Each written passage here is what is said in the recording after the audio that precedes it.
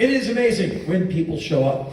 I never thought I would ever have to take touring for granted. I don't really take anything for granted in my line of work. There's a use-by date on me. When you are small of fame, as I am, there's definitely a use-by date. If you're Frank Sinatra, or Led Zeppelin, or the Rolling Stones, you can go as long as you want. Even after death, people will still be making hologram live tours for you.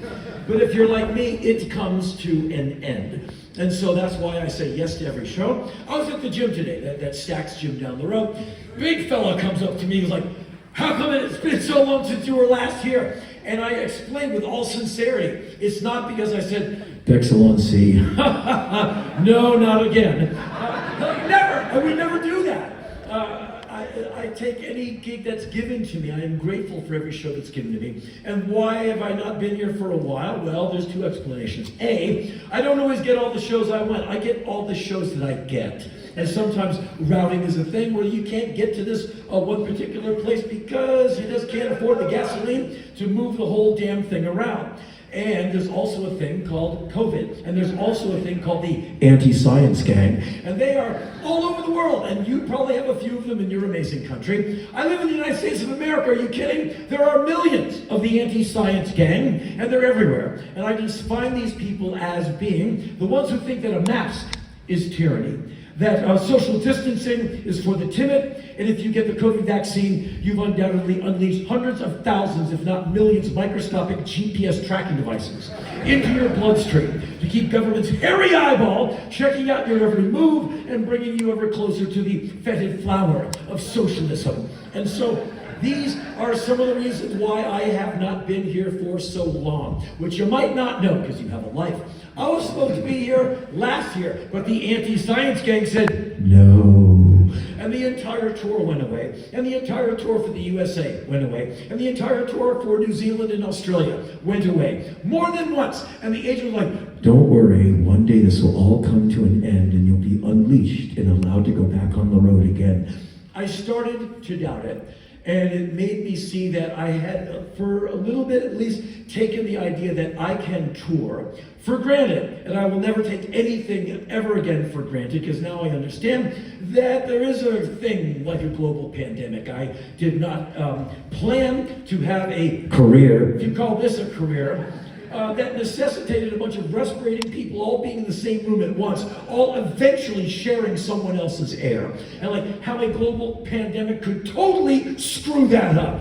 And so here I am finally. And so I've been living in the United States. As you know, a while ago, there was a president whose hair reeked of denial, who could not finish a sentence in English, which is a pretty easy language to get under your cap compared to other languages. And you would watch him for a horrifying 20 to 45 seconds at a time before the nausea set in. And you remember, I have other things to do and life is short. And you turn the channel or turn the radio off or whatever.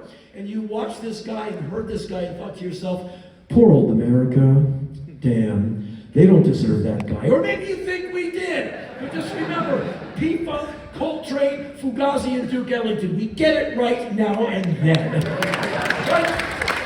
And so I watch this guy like, it can't get any worse. And then he talks more like, it just got worse.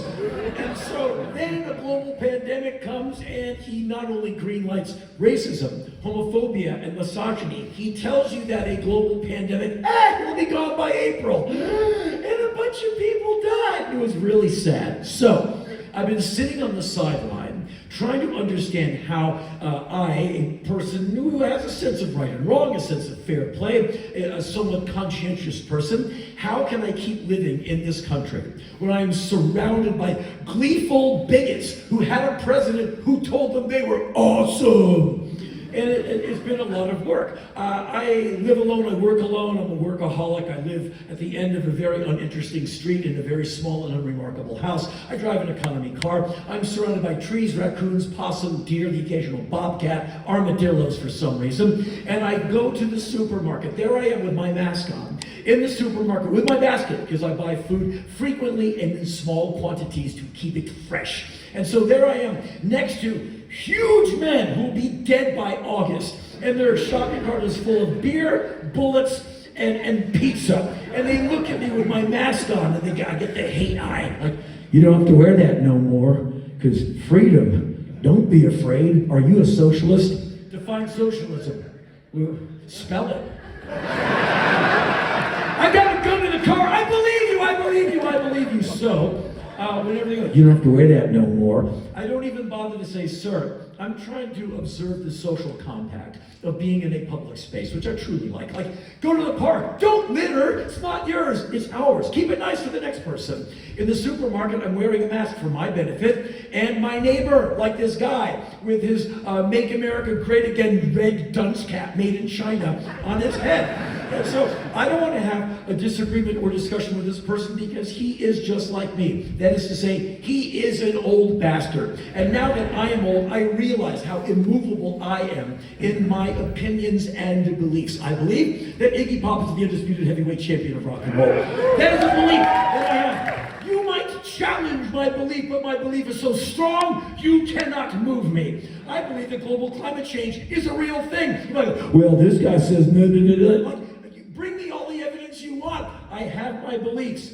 And if this guy thinks that a mask is tyranny, I'm not going to have a discussion with him because that's like 18 seconds I won't get back. Chances are he does have multiple firearms under the front seat of his pickup truck. And you have to admit, I'm not that great looking, but I'm too good looking to catch 6 to 9mm slugs in my upper center mass just because I wanted to buy some spinach. And so I have learned just to believe that people believe what they believe and just say, well, they're not stupid, because I'm not one who gets to throw that word around because I'm the dullest, dimmest bulb in any chandelier, but maybe they just have fantastic imagination.